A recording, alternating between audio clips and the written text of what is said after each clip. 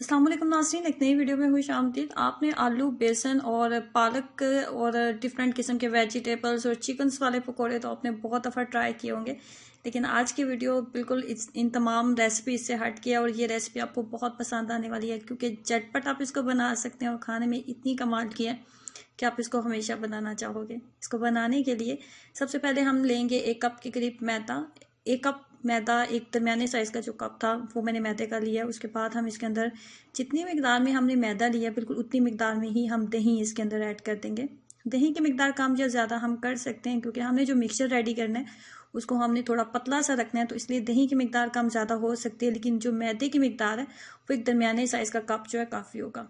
इसके अंदर आपने 7 से 8 अदद आपने सब्ज़ मिर्चें लेनी है और बहुत बारीक कट करके वो डाल देंगे और थोड़ा सा सब्ज़ धनिया डालेंगे। इसके अंदर जो मेन टेस्ट आएगा ना वो सब्ज़ मिर्च का है, इसलिए अगर आपको स्पाइसी चाहिए तो सब्ज़ मिर्च की मिकदार वो आप कम या ज़्यादा कर सकते हैं।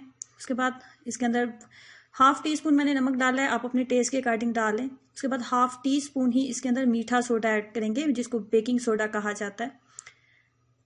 तमाम मिक्सचर को हम मिक्सअप कर लेंगे। अभी मुझे लगेगा मिक्सअप करते हुए कि अगर ये अच्छे से मिक्सअप नहीं हो रहा, थोड़ा सा ठीक है, तो मैं इसके अंदर मज़ीद दही ऐड कर लूँगी।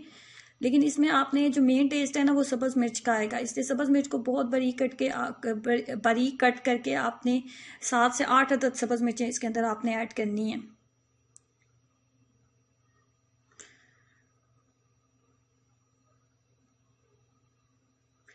बहुत ज़्यादा क्रिस्पी और बहुत थोड़ी आप कह सकते हैं कि मुनफरिद सा टेस्ट है, यूनिक सा टेस्ट है इस रेसिपी का, और टी टाइम के लिए एक बेहतरीन रेसिपी है। चाय के साथ जब भी आपका दिल करे कुछ मज़ेदार सा खाने को, तो आप इस रेसिपी को ज़रूर ट्राई कीजिएगा।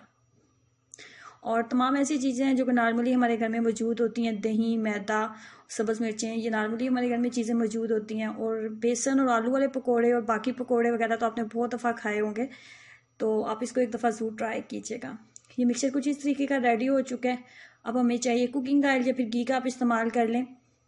कुकिंग ऑयल या घी एक दफ़ा बहुत ज़्यादा गर्म हो गया तो फ्लेम को बिल्कुल लो आपने कर देना है, क्योंकि ये बहुत जल्दी डार्क होने लगेंगे तो अंदर से कच्चे रह जाएंगे। फ्लेम को लो कर दें। और कुकिंग ऑयल को भी आपने बहुत ज़्यादा गर्म नहीं करना, बहुत ज़्यादा जब मीडियम बस टेम्परेचर के ऊपर आ गया तो उसके बाद आप हाथों की मदद से इसको डालते जाएं। ये हाथ की मदद से ही डाले जाएंगे, क्योंकि ये थोड़ा सा जो इस तरह का पेस्ट बन जाता है कि चम्मच के साथ ये अच्छा इसकी शेप नहीं बनेगी, इसलिए आप हाथ का इस्तेमाल करते हुए ही आप इसको बनाएं।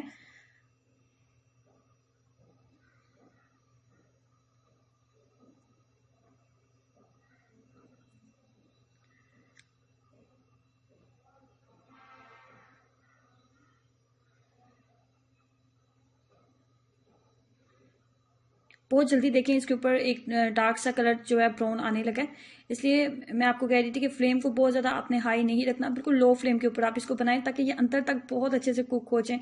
और लो फ्लेम के ऊपर बनाने का एक फ़ायदा ये भी होगा कि ये एक्स्ट्रा क्रिस्पी बनेंगे।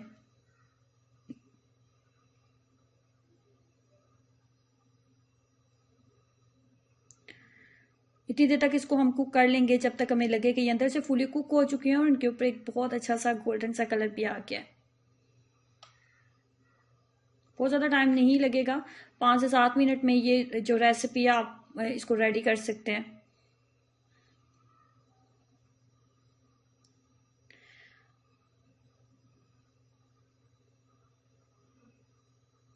हल्की फुल्की भूख में आप इसको बना सकते हैं। अगर आपको घर में कोई भी चीज़ नहीं मिल रही खाने को, तो आप इसको जल्दी से आप बना सकते हैं। और मेरे ख्याल से इस रेसिपी को तो ऐसे लोग भी ट्राई कर सकते हैं जिन्होंने कभी कुकिंग नहीं की, उन लोगों के लिए भी ये एक बहुत ही आसान और सादा सी रेसिपी है।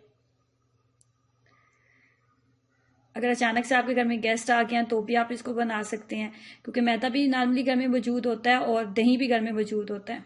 बस इसमें एक बात का आपने ख्याल रखना है कि दही आपका ज़्यादा खट्टा नहीं होना चाहिए, दही ताज़े दही का ही आप इस्तेमाल करें। और ये देखें ये खाने में कितनी ये देखने में कितनी टेस्टी लग रही है, तो यकीन करें खाने में भी ये इतनी ही टेस्टी है। तो आपने ज़रूर ट्राई करना है और अपना एक्सपीरियंस मेरे साथ ज़रूर शेयर करना है। वीडियो को लाइक करना और चैनल को सब्सक्राइब करना मत भूलें। अल्लाह हाफिज़।